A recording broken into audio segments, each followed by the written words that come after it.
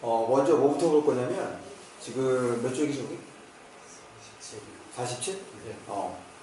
47쪽에 지금 이 단원에서 요구하는 거, 먼저 살펴보고, 그 다음에 좀 본문을 볼 거야. 우리가 이제 본문에 볼 때 날개에 해당하는 부분이 있었잖아.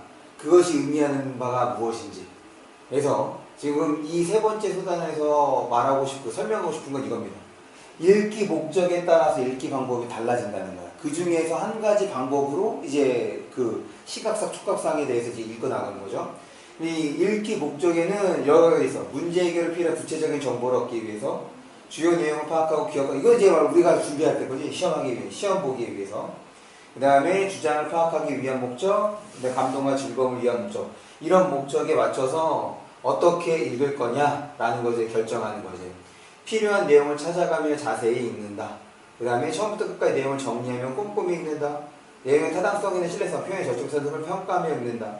내용이나 표현의 의미, 효과를 음미하며 읽는다. 라고 해서 어떻게 읽는지에 따라서 읽는 방법이 달라진다는 거예요. 그래서 지금 그거 확인했고, 그 다음에 지금 이것 중에서 여기에서는 읽기 전중후에 따라서 이제 읽는 것을 보는데, 일단 읽기 전에, 본문을 읽기 전에는 읽기 목적을 정할, 위에 있는 것 중에서 하나 정해주시면 되겠고, 그 다음에 제목, 사진, 그림 등을 통해서 내용을 예측하는 거예요. 그 다음에 이제 읽을 때 당연히 지금 이렇게 예측한 내용들이 맞는지 확인하는 거죠. 읽기 전에 예측한 내용을 확인하며 읽고, 그 다음에 질문을 만들면, 그러니까 질문을 만든다는 거죠. 지금 내용을 예측하고 그 예측한 내용을 확인하면서 읽는 거예요. 이게 연결되는 거고, 그 다음에 질문을 만들며 읽고, 그 다음에 질문을 만들었으니까 또 어떻게 돼야 돼? 질문에? 읽는 중에 이 질문에 대한 또 답을 할 수 있는 거죠. 그 다음에 주요 내용이나 궁금한 점을 기록하고 글의 내용이나 글쓴이의 주장에 공감하거나 비판하면서 내용을 이해하는 데 도움이 되는 자료를 찾아가며, 이건 이제 일종의 뭐가 되는 거냐면 문제 해결. 우리 읽다 보면 단어 뜻을 모르는 경우, 그래서 그런 단어 뜻을 찾아보는 경우 생각해 주면 됩니다. 읽은 후에는 글의 중심 내용이나 주제를 정리하고 요약하고, 알게 된 내용이나 깨달은 점, 그 다음에 이건 이제 추가적인 심화활동, 더 읽고 싶은 책을 찾아서 새로운 독서 계획을 세운다. 그래서 이제 여기서 우리가 주목해야 될 것은 두 가지야, 크게. 읽기 전하고 읽기 중에 대해서 지금 이것을 이 글에 어떻게 적용하고 있는지, 요거를 따져주면 됩니다. 됐죠? 그래서 이제 이거를 바탕으로 어떻게 글을 읽는지를 확인해 보자.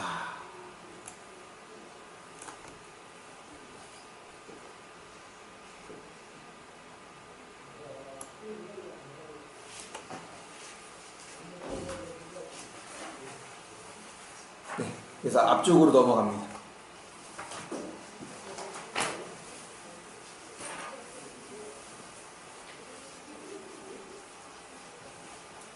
우리 기본적으로 독해하는 방법은 똑같아. 그거 하면서 이제 내용을 추가적으로 정리한다고 생각해 주면 돼요. 일단 읽기 전에 이 글을 읽는 목적, 그래서 어떻게 따라서 읽는 방법도 이제 선택을 하시고, 그 다음에 제목을 보니 이거죠. 제목을 보니 이 글은 그림을 그리는 두 가지 방식, 보이는 것을 그릴 것이냐 아는 것을 그릴 것이냐. 그럴 때 당연히 이렇게 순서가 나왔으니까 보이는 것을 그리는 것이 시각상이 되는 거고, 그 다음에 아는 것을 그리는 것이 촉각상이 되겠지. 그 다음에 시각상과 여기 뭐 사실 이거는 이제 문학작품이 아니기 때문에 뭐 이런 걸 봐도 그냥 크게 도움이 되지 않는, 그냥 정리한다고만 생각을 해주시면, 주제 인간의 인식과 사회를 표현한 예술로서의 미술, 그래서 이것이 마지막 부분에 나타나는 거죠. 가치에 해당하는 거. 그 다음에 특징을 보면 시각상과 촉각상을 대조하면서 설명하고 있고, 다양한 그림을 시각자료로 제시하여 흥미와 관심, 그 다음에 지금 여기 이거 아니지, 이제 읽기 정중후에 해당하는 것이 예제가 사용하는 방법이래. 봅니다. 파리의 몽마르트르 언덕에는 화가들이 진을 치고 있는 곳이 있다. 테르트르 광장이다. 이곳의 화가들 중에는 검은 종이로 오려 관광객의 얼굴을 만드는 작가도 있다. 그의 작품은 죄다. 그럼 여기서 이 그저 누구 말하는 거겠어? 이 사람 말하는 거겠죠? 지금 검은 정의로 오리는 사람들. 그의 작품은 죄다 인물의 옆 얼굴만 담고 있는데 그도 그럴 것이 얼굴 정면을 실루엣으로 표현합니다. 다시 지금 여기서의 그가 그 다음에 검은 종이 오래 만드는 이 작가를 의미하는 거기 때문에 지금 실루엣은 뭘 말하는 거냐면 이렇게 말하는 거죠. 그렇지? 요거 검은 종이로 오려 얼굴을 만드는 일, 검은 걸 만드는 거. 얼굴 정면을 실루엣으로 표현하면 눈, 코, 입의 생김새를 알 수 없을 뿐 아니라 머리 모양을 어떻게 했느냐에 따라 전혀 다른 사람처럼 보일 수 있기 때문에 뭐만 그린다? 그렇지. 옆 얼굴만 그리고 있다 라는 얘기인 거죠.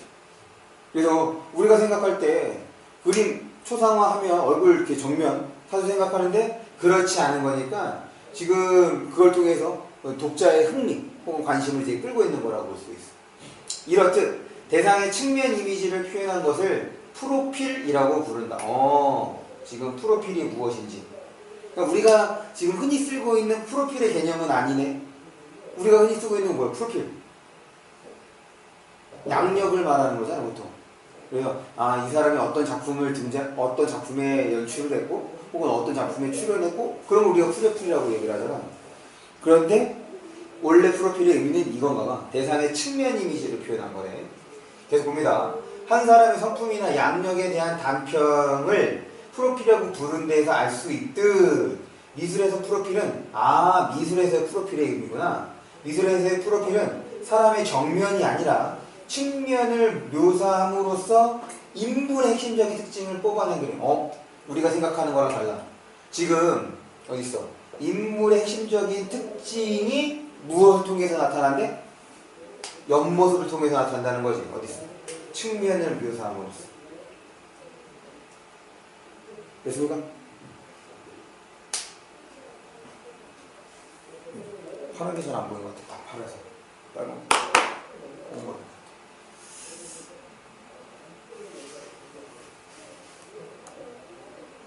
계속.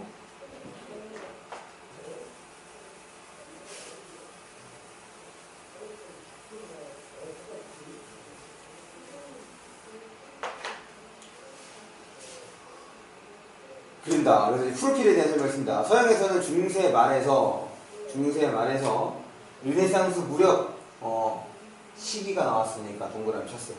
이런 그림, 그러니까 옆모습을 그린 초상화 프로필이 나타났다는 얘기인 거지. 그러면서 지금 여기에서는 각종 시각 자료를 통해서 독자의 이해를 돕고 있는 거죠. 그래서 지금 그에 해당하는 프로필에 해당하는 거야. 그럴 때 지금 여기에서 그림 보면 이렇게 그렸을 때 조금 이상한 것이 뭐라는 거야?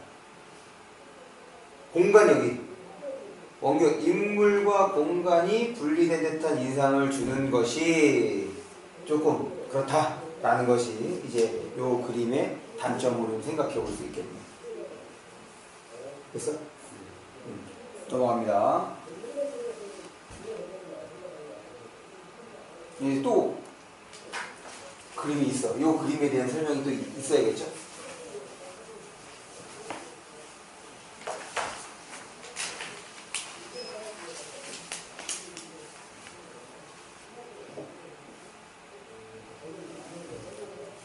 봅니다.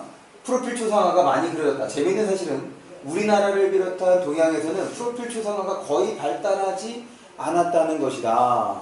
지금 프로필과 관련해서 동양과 서양의 차이를 드러내고 있네. 동양, 특히 중국에서는 오히려 정면상이 뒤 옆에 뭐 얘기한 거야? 측면상이 이제 잘 드러낸다 그런 얘기를 했는데 동양에서는 정면상이 대상의 인풋과 특징을 압축적으로 전해주는 대표적인 초상갈래였다. 서양에서도 정면상이 그려지지 않은 것은 아니지만 지금 이 부분에서는 문제를 낼 수 있는 게 여러 가지 요소가 있잖아. 왜냐면 동양하고 먼저 뭘 설명했어? 서양의 초상화를 설명해줬죠. 그리고 프로필로 설명해주고 프로필의 특징이 대상의 특징을 잘 반영한 거다. 그리고 이것은 특정 시기 때 나타난 거고 그래서 동양과 차이가 있다 이렇게 되는 거잖아. 그러니까 그런 면에서 여기서는 선택지를 낼 것이 좀 많으니까 좀 주의해서 봐야죠. 서양에서 정면상이 그려지지 않은 것은 아니지만 그럼 서양에서도 이렇게 되는 거지. 서양에서도 정면상이 그려진 거야. 그런데 빈도로 보면 중국보다 한참 떨어진다. 뭐가 더 많다는 거야? 측면상이 많다는 거지. 그래서 왜 이런 차이가 발생한 것일까? 그럼 그 다음에는 차이가 발생한 이유를 설명을 하겠네. 이제 오른쪽에 읽는 중 과정을 보면 서양에서는 측면상을, 동양에서는 정면상을 주로 그렸구나. 그래, 확인했죠? 글쓴이 질문처럼 정말 왜 이런 차이가 나는 걸까? 질문했어. 그럼 이제 읽는 과정에 이 질문에 대한 답도 이제 찾아서 표시가 돼야겠지? 봅니다. 동물들의 이미지를 떠올려보자. 봐라. 지금 왜 이런 차이에 대한 얘기인 거지?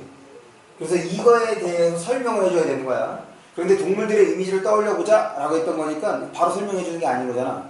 그러니까 이 설명과 어떤 점에서 관련이 있는지 생각을 해봐야죠. 동물들의 이미지를 떠올려보자. 동물들을 그릴 때 앞면과 옆면, 그 다음에 윗면 가운데 어느 면이 먼저 떠오르는가. 지금 이제 질문 형식을 통해서 독자에게 지금 흥미를 끌어내고 있는 거야. 그 다음에 집중을 유도하고 있는 거죠. 먼저 말을 그려보자. 말은 일반적으로 옆에서 본 이미지가 가장 먼저 떠오른다.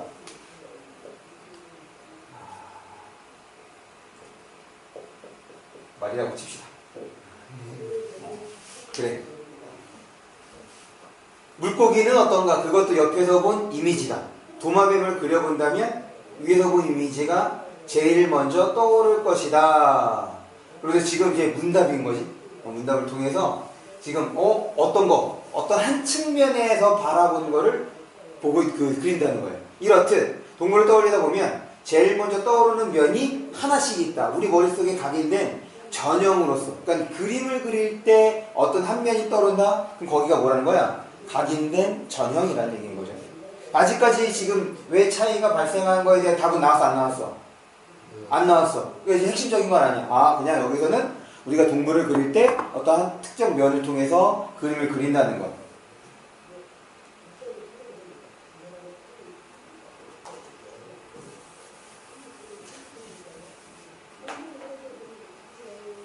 사람은 어떤가? 사람은 다른 동물과 달리 두 개의 경쟁적인 이미지면 그러니까 기본적으로 앞에서는 동양하고 서양 얘기했던 거지.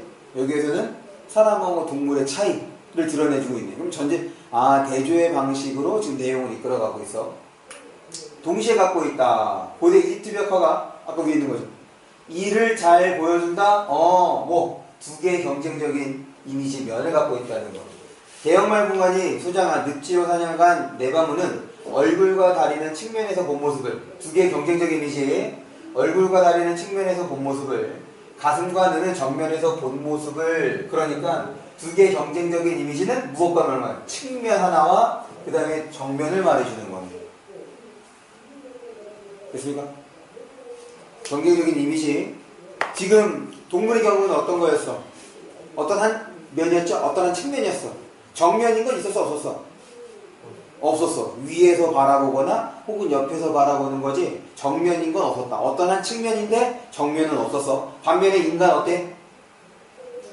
둘 다. 측면의 하나와 그 다음에 정면의 두 가지가 이제 경쟁적이라는 거지. 그러면 두 가지가 경쟁적이라는 얘기는 지금 사람을 떠올리면 두 가지 모습으로 생각난다는 얘기인 거잖아. 넘어갈게요. 그래서 이것도 또 질문을 했네. 지금 앞에서 질문 처리 안 됐어? 늪지로 사냥을 나간 얼굴과 다리는 측면상으로, 가슴과 눈은 정면상 혼합하여 그린 이유는 뭘까? 이 질문에 대해, 두 개의 질문에 대해서 답이 나와야겠죠.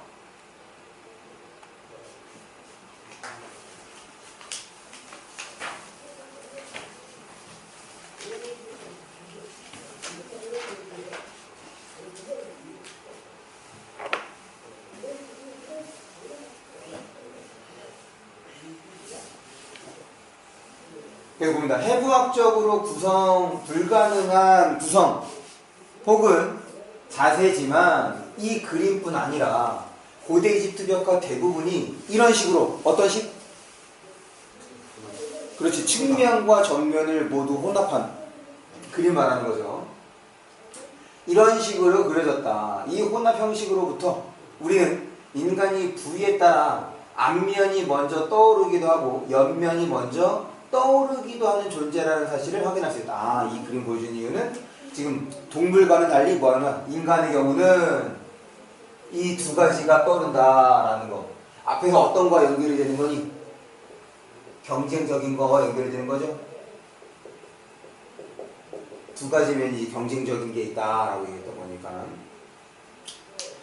우리가 네 발로 지상을 돌아다닐 때에는, 그러니까 직립보행 전이겠지?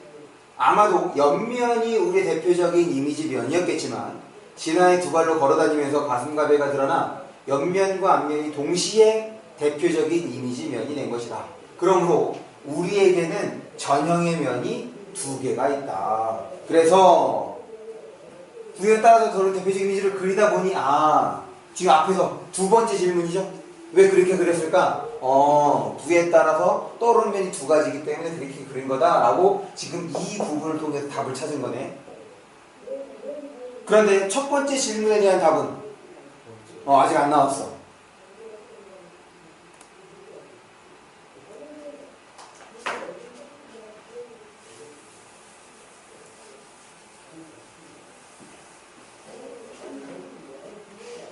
정면상이나 측면상은 이 가운데 어느 하나를 선택해 그린 것이다. 이제부터 나오려고 하네. 지금 왜 앞에서 질문이 뭐였죠? 앞에서 질문이? 그렇지, 왜 차이가? 동양에서는 왜 정면상을 많이? 그 다음 서양에서는 왜 측면상을 많이? 지금 왜 그렇게 될 것인가에 대한 얘기가 이제 여기에 나오는 거네요. 정면상이나 측면상은 이 가운데 어느 하나를 선택해 그린 것이다. 서양에서 프로필이 많이 그려진 것은 백인과 흑인의 경우 해부학적 구조 사용에서 볼 때 얼굴의 특징이 또렷이 살아난다는 점. 왜 서양에 흑인이 있어? 왜 서양에 흑인이 생겼어? 노예지, 노예. 원래 흑인은 어디에 있는데? 아프리카에 있는 거잖아. 거기에 이제 서양에 흑인이 있는 경우. 지금 서양 얘기하고 있는 거잖아. 네. 맞죠? 그러니까 백인하고 흑인의 차이를 보다 잘 드러내기 위해서 서양에서는 뭐를? 측면으로 그렸다는 얘기인 거지. 그리고 형태의 포치. 이게 뭐라 문제 해결인 거죠? 지금 단어가 무슨 뜻인지 어려운 거니까 지금 찾아본 거예요. 포치에 유리해 정면상보다 얼굴의 정확한 재현.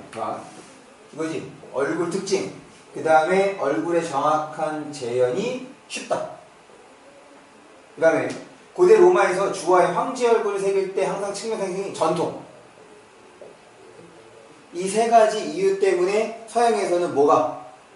프로필이 측면을 그린 것이 발달했다라는 얘기를 하고 있는 거네요. 됐습니까? 네. 이렇듯 인간이 두 개의 경쟁적인 이미지를 동시에 가진 까닭에 정면상과 프로필 외에 동서양 모두 이 둘을 한꺼번에 나타나는 부분 측면상을 발달시켰다. 이거 이제 공통점이네. 동서양 모두 한꺼번에 나타내는 부분 측면상을 발달시켰다라는 것. 그런데 흥미로운 것은 앞에서 보았듯 고대 이집트 벽화의 경우 그런 자연스러운 방식. 그럼 뭐야? 부분 측면상은 자연스러운 방식이라는 거죠. 지금 그런 자연스러운 방식이니까 얘는 자연스러운 거구나. 그러면 고대 이집트 벽화는 부자연스러운 거지 뭐.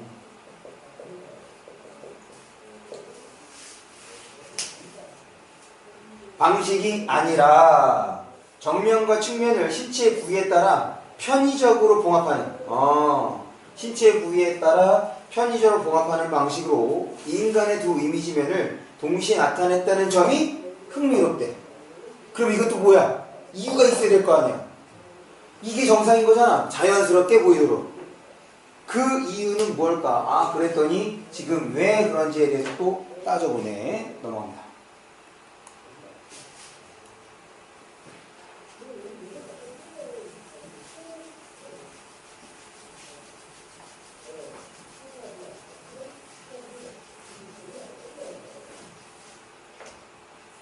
그 이유는 무엇일까?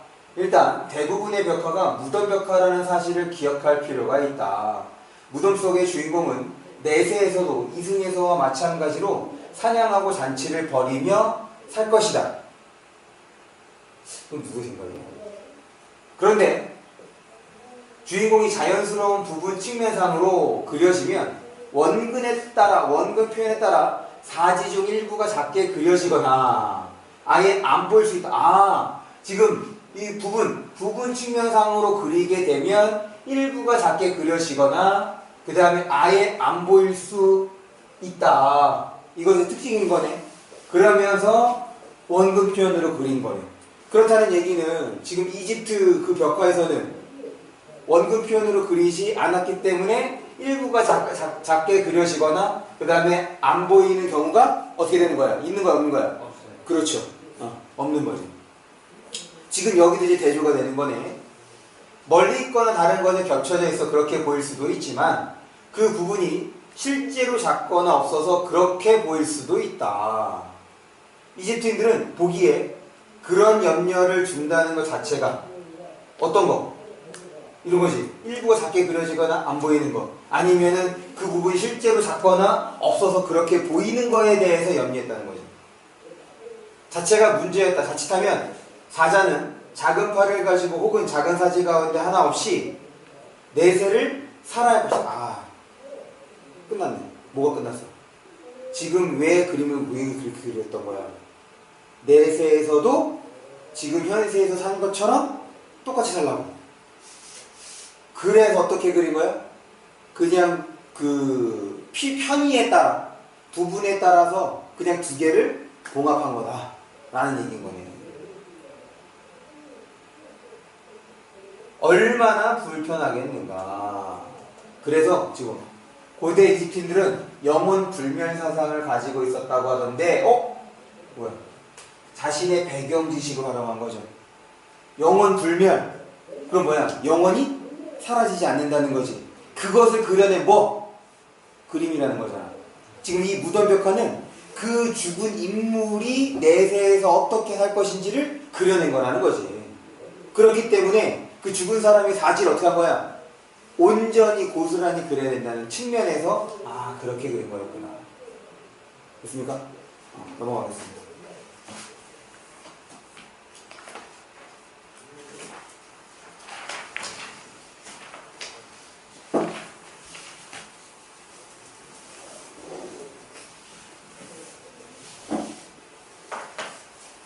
고대 이집트인들에게 인체 일부를 작게 그려 넣는 것은 이처럼 원근에 따라 불가피한 시각적 표현이 아니라 실제 크기를 줄여버리는 것으로 느껴졌다.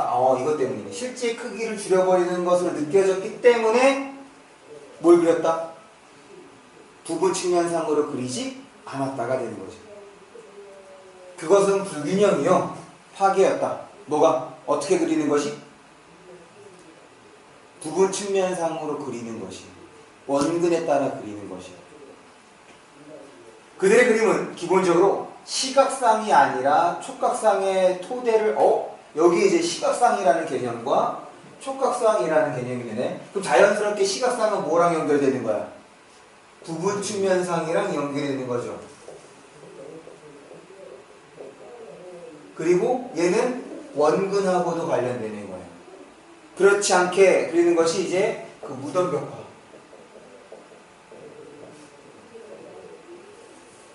뭐였지? 편의적으로 봉합한 거. 그래서 팔다리는 측면상으로, 그 다음에 배와 가슴을 눈은 정면상으로 그린 거. 그리고 이제 시각상과 촉각상에 대한 설명이 나와야지. 계속 봅니다. 그러니까 촉각상이란 촉각적 경험이 가져다주는 이미지. 촉각적. 예를 들면 동일한 종류의 사물이 앞뒤로 떨어져 있어서 한 지점에서 볼 때 크기가 달라 보여도 만져보면 같은. 촉각적 경험은 같다는 얘기인 거지. 시각적 경험은 다르지만 촉각적 경험은 같다는 얘기네. 사물의 객관적 형태나 모양에 대한 인식을 객관적 형태 있는 그대로 인식을 상으로 나타낸 모양으로 나타낸 것이다. 아, 그것이 촉각상이다. 있는 그대로 나타내는 것. 반면에 시각상이란 시각적 경험이 가져다주는 이미지로 같은 사물도 보는 위치에 따라 더 크거나 작아 보이듯 주체가 본 그대로, 얘는 있는 그대로죠. 얘는 있는 그대로, 얘는 본 그대로 상을 나타낸 것. 그런 까닭에 시각적으로 어떻게 보이느냐보다 실제 그 형태나 모양이 어떤가에 잠깐만.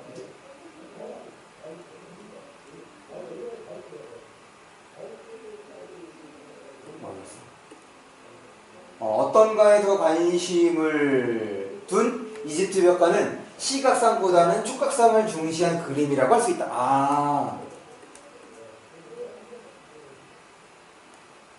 지금 여기서 시각상이 아니라 촉각상의 토대를 둔 것이다 라는 것을 시각상과 촉각상을 설명해 주면서 지금 설명해 주고 있는 거죠.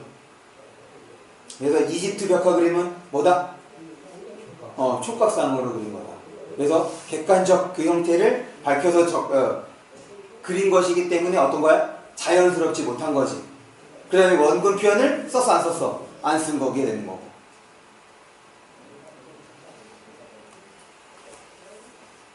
그렇죠? 그 다음에 읽는 중 읽기 전에 그림을 그린 두 가지 방식에 대한 설명이 있을 거라고 했는데 그 두 가지 방식 뭐야? 시각상하고 촉각상. 그래서 됐죠?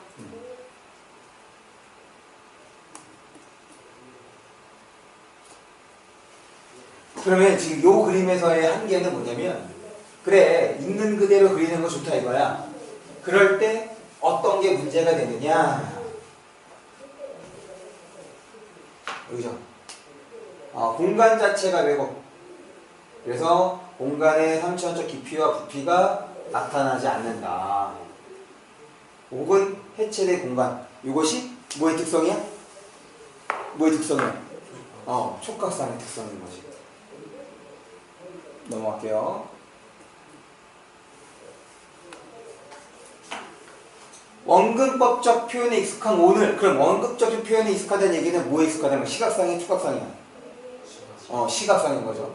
원근법적 표현에 익숙한 오늘의 시각에서 보자면 이처럼 시각상보다 촉각상에 더 치중하여 그린 이집트들의 표현이 어색하게 느껴질 수 있다. 하지만 일반적으로 사람들은 이미지를 표현할 때 촉각상에 기초한 일반적으로는 형태를 기초한 형태의 이해를 강하게 드러낸다.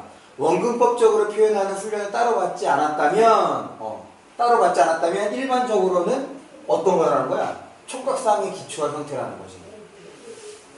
원근법적으로 표현하는 훈련을 따로 받지 않았다면. 예로 우리나라 미나의 책거리 그림을 보면 책장의 탁자 앞부분과 뒷부분의 길이가 같은 경우 위에 봤던 그 그림이죠. 건물을 그린 그림도 마찬가지다. 보이는 대로 그린다면, 그러니까 시각상으로 그린다면 뒷부분의 길이가 짧게 그려져야 한다. 하지만 그렇게 그리지 않은 경우가 더 많았다. 그러니까 과거 우리의 그림도 뭐가 더 많았다는 거야? 촉각상으로 그린 것이 더 많았다는 거지. 왜? 어딨어? 촉각상에 기초한 형태를 일반적으로 표현하니까. 배우지 않았다면, 훈련하지 않았다면. 그럼 바꿔 얘기하면 서양 그림이 그랬다는 얘기는 걔네들은 뭐 했다는 거야? 그렇게 훈련했다는 거잖아. 지금 훈련을 따로 받지 않았다면 일반적으로는 이렇게 표현한다는 얘기인 거니까. 그러니까 지금 이 조선의 그림도 뭐 했다 할 수 있어? 훈련받지 않은 그림, 요 원근 표현을 훈련하지 않은 거라고 생각하면 되겠죠? 그래서 촉각상에 기초한 거야. 계속 봅니다. 이런 사례는 사람이 사는 곳이면 어디든 쉽게 볼 때 이런 사례 뭐 말하는 거야? 이런 사례 뭐? 이거 사례 뭐였어 이거? 촉각상으로 그린 그림이죠. 어디서든 볼 수 있다. 그러나 고대 그리스와 르네상스 시대의 유럽에서 철저히 시각적 경험에만 의존하여 요 시대에서는 뭐였다는 거야? 묘사는 특수한 형상. 아까 왜 일반적으로는 어떻게 촉각상으로 표현한다고 했는데 지금 이 시대는 이렇게 했대. 시각적 경험을 묘사하는 특수한 현상이 나타났다. 그리고 이런 시각적 사실성이 서양 미술의 고유한 표현 특성이 되었다. 됐어? 넘어갑니다.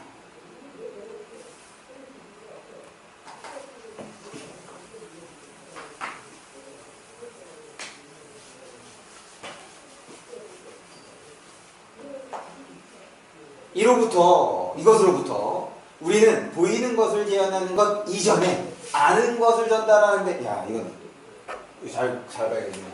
보이는 것을 재현하는 것 이전에, 그러니까 언제 말하는 거야? 그리스랑 르네상스 이전에 이렇게 되는 거지. 그럼 그리스랑 르네상스 이때는 수련했던 거니까, 그 이전에 아는 것을 전달하는, 아는 것, 보이는 거니까 촉각상이 되네. 시각상이 되는 거. 아는 것은 촉각상이 되는 거. 전달하는데 미술의 1차적인 기능이 있음을 알 수 있다. 아, 말이나 글처럼 말. 지금 미술의 1차적인 기능은 말하고 그거랑 똑같아. 뭘 전달하는 거야? 아는 것을 전달하는 거야. 이는 어떤 거? 아는 것을 전달하는 것은 왜? 완벽한 시각적 사실성을 표현하는 것이 오직 유럽에서, 아까 그리스, 그 다음에 르네상스 시대, 그것도 특정한 시기에 고대 그리스 르네상스 시대에만 발달했으며, 나아가 현대에 들어서는 추상화 등이 나타나 그 전통마저, 그 전통 어떤 거? 이때 전통인 거지. 특정한 시대 전통마저 무너져 내렸는가에 대한 답이 된다. 미술의 1차적 기능이 뭐였기 때문에? 아는 것을 전달하는 것이 미술의 1차적 기능이었기 때문에 그렇게 훈련하지 않으면, 그러니까 어떤 것이 더 사람들에게는 자연스러운 게 되는 거야. 그렇지. 촉각상이 자연스럽게 되는 거야. 그냥 답이 된다. 미술의 보다 보편적인 기능, 시각적 사실의 재현이 아니라 세계에 대한 암과 이해를 전달하는 데 있다. 촉각상 일반적으로 훈련하지 않으면 사람들이 그렇게 그렸다고 했으니까, 이를 시각적 사실성의 의지에 표현하는 것은 그 전달을 위한 수많은 방법 중 하나에 불과한 것이다. 그런데 그 수많은 방법 중 하나에 불과한 건데, 아까 전에 어땠어? 특정 시기에만 발달해 있고, 그 다음에 현대에 들어서게 되면 이런 것들이 나타나죠. 그 전통도 지금 무너졌다는 거니까, 지금 미술의 보편적 기능은 이것이 더 맞다라고 지금 이제 뒷받침해주고 있는 거죠.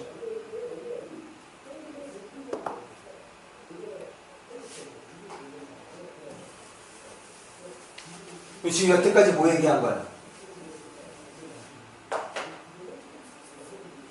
시각상하고 촉각상에 대해서 나눠서 설명하고, 그것이 미술에서 어떤 것이 일반적이고 어떤 것이 보편적인 거에 대한 것도 지금 설명했던 거죠.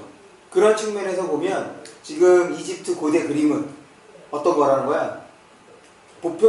보편적인 방식으로 그린 것.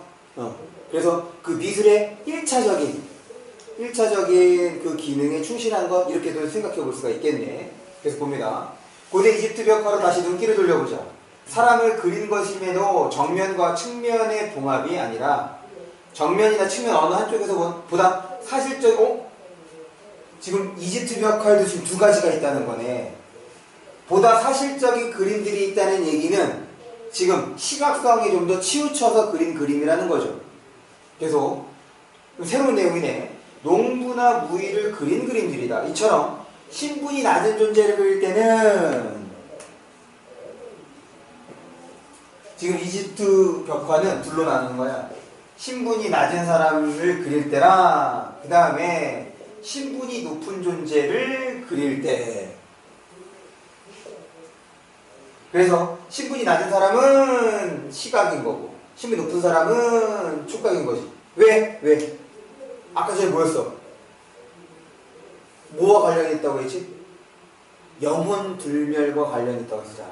무슨 말이냐면, 저 그림 그대로 내세에서 살 거야. 그러니까 팔다리가 온전해야 돼. 그런데 반대로 신분이 낮은 사람은 내세에서 살 거에 대해서도 굳이 신경 쓰지 않는다는 얘기인 거지. 우리는 이 벽화에 세계의 질서에 대한 이집트의 고유인식 세계의 질서. 뭐야? 얘네들은 영혼까지도 불면하는 삶을 사는 거고, 얘네들은 그렇지 않은 삶을 사는 그런 질서라는 거잖아.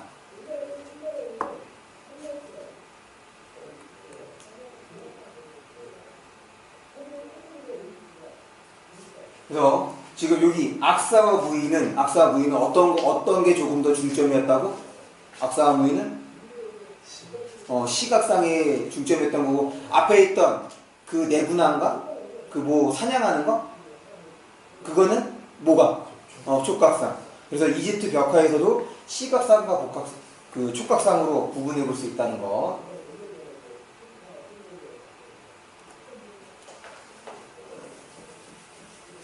지금 세계 질서에 대한 설명이야. 곧 보이는 대로 그려진다는 것은 찰나의 대상. 찰나의 대상은 뭐야? 신분 낮은 사람들. 그냥 순간만 살면 돼. 현세만 살면 되는 거지. 그것은 필멸의 운명을 드러내는 것. 어떤 사람들? 신분이 낮은 사람들.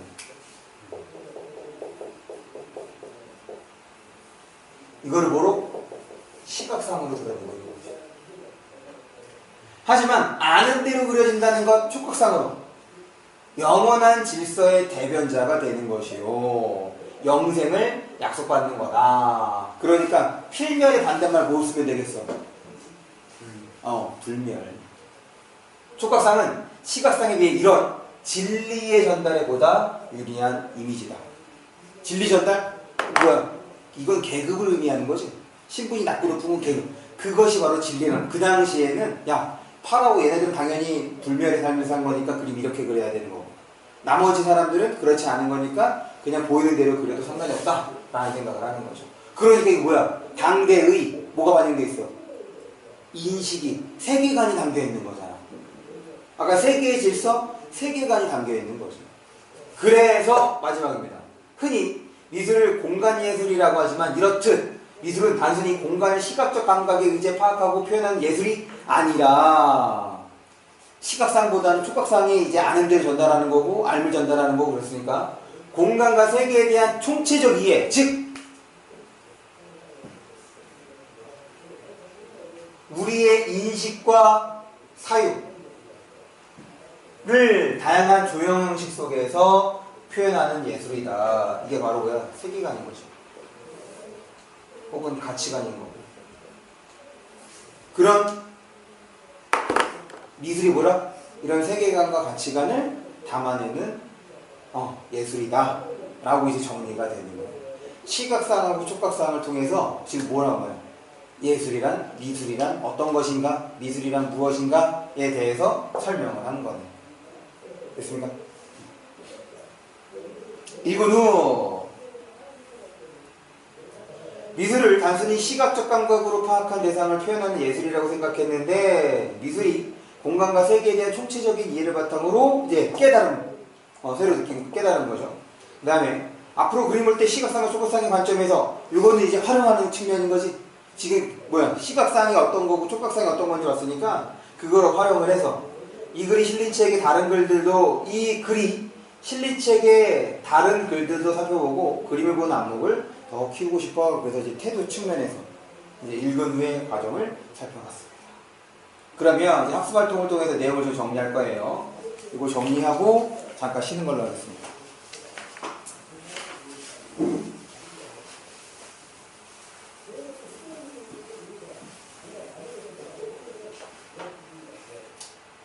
시각상과 촉각상의 개념. 주체가 본 그대로, 얘는 객관적 형태나 모양에 대한 인식, 그러니까 있는 그대로였던 거지. 그래서 사례는 고대 그리스와 르네상스 시대, 그래서 특정 시대에서만. 그 다음에 유럽 미술, 고대 이집트 벽화에서 이거 주의겠다. 농부나 무의를 그린 그림도 시각상 중심의 그림이었습니다. 그리고 왜 이것은 차이가 났던 거지? 세계의 질서를 반영했다는 거잖아. 맞죠? 신분의 높고 낮음에 따라서 세계의 질서를 반영해서 이렇게 그린 거죠. 그 다음에 우리나라의 민화의 책거리 그림, 고대 이집트 그림에서 신분이 높은 사람을 그린 그림에서는 촉각상. 그런데 여기다가도 또 생각해 볼 수 있는 게 또 뭐도 생각해 볼 수 있어. 지금 일반적인 거. 일반적으로 다 뭐로 이미지한다고 그랬어? 촉각적인 거로 이미지한다고 했습니다. 얘는 특정 시대, 특정 시기의 특수한 상황인 거. 그 다음에 그래서 존재는 촉각상에 가깝게 그린 거 안에 그리는 것은 영원한 질서의 대변자. 그래서 어떤 존재? 불멸의 존재로 그리는 것이죠. 반면에 얘는 그렇지 필멸의 운명을 드러내는 것이다. 그래서 미술의 정의를 내린 거지. 미술은 뭐라? 이런 공간과 세계에 대한 총체적 이해를 토대로 각각 색깔에 대한 즉 세계관을 반영하는 것, 가치관을 반영하는 것. 그렇죠? 그 다음에 이거는 우리가 앞에서 확인했던 겁니다. 지금 목적에 따라서 읽는 방식이 달라진다는 얘기를 해주고 있는 거고, 그 다음에는 지금 여기에 나오는 내용들. 그래서 그 읽기 목적에 따라서 가나 다의 경우 어떻게 읽을 것인지, 이거는 이제 기본적인 단원에 해당하는 내용인 거니까 기억해 주시고, 그 다음에 읽기 전중 활동, 읽기 전, 읽기 중, 읽은 후의 활동. 그래서 읽기 전에 예측을 확인하고 있고, 질문에 대한 답을 찾았고, 그 다음에 내용, 아까 사전이었죠? 사전 찾았고, 그 다음에 궁금한 들기, 질문 만들기지. 그리고 배경지식 활용한 것은 영원불멸에 대한 거 떠올렸던 거. 그 다음에 새롭게 알게 된 점, 미술의 정의. 그 다음에 더 읽고 싶은 거. 이렇게 해서 우리가 읽기 전중후까지도 확인을 했습니다. 이거 같은 내용이야? 네, 그럼 여기까지 보고 잠깐 쉬다가 뒤에 글 두 편이 더 있어. 그것도 마저 살펴봐야 돼. 잠깐 쉬다가 보겠습니다. 봅시다. 우리가 이제 조금 전에 본 거는 목적에 따라서 글을 읽는 방법이 달랐다 이거잖아. 이제 여기에서는 글의 종류에 따라서 또한 글 읽는 방법이 달라진다라는 것을 이제 확인해 보는 거야. 그래서 문제를 보면 다음 활동을 통해 글의 특성에 따른 읽기 방법의 차이를 알아보고 자신의 읽기 방법을 점검하고 조정해 보자. 그래서 종류가 두 개거든. 하나는 논설문이고 하나는 수필입니다. 그래서 일단 논설문부터.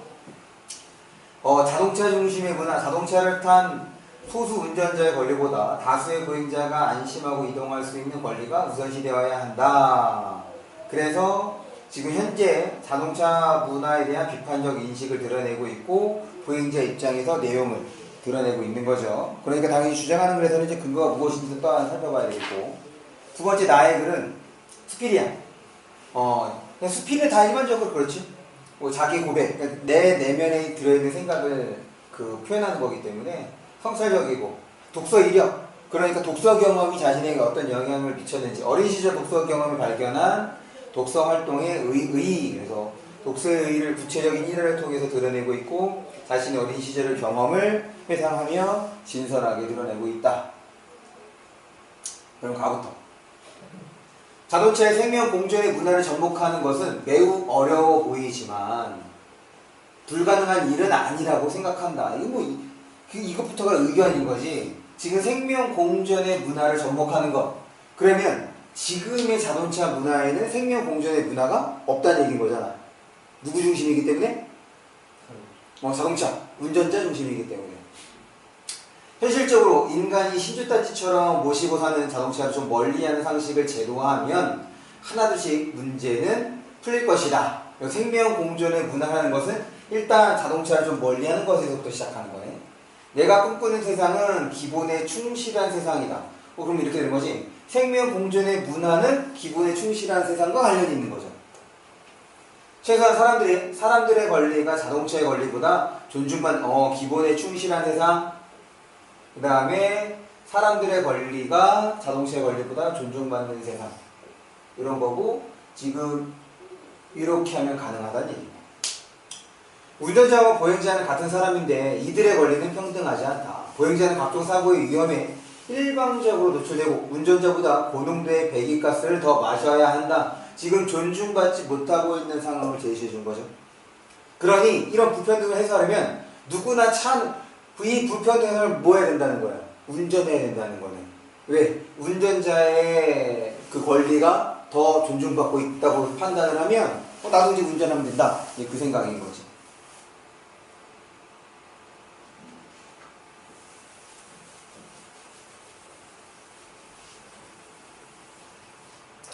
그동안 자동차의 위세에 눌려 말 한마디 제대로 못한 우리들의 잃어버린 권리, 어떤 권리?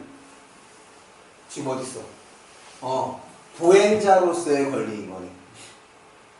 도시인이 누려야 하는 권리는 소박한 것들이다. 맑은 공기를 마시며 걸어다닐 권리, 자전거를 타고 안전하게 가까운 거리를 이동할 권리, 자동차로부터 아이들을 보호받을 권리, 이것이 바로 우리들이 잃어버린 권리가 되는 거고, 이것을 이제 한 단어로 표현하면 보행자의 권리가 되는 거고.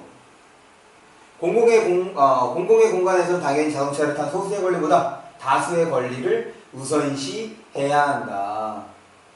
어린이, 노인, 환자, 장애인들이 안심하고 이동할 권리가 보장되는 사회, 그런 권리가 어떤 사회? 기본. 어디 있어? 기본에 충실한 사회가 되는 거죠. 그래서 여기서 당연히 글쓴이의 주장이 무엇인지 파악하려야 되는 거고, 이 주장을 뒷받침하려는 근거가 무엇인지도 생각을 하자는 거죠. 근데 이거는 사실 객관적인 근거가 나오는 건 아니지. 그냥 다 자기의 생각인 거잖아.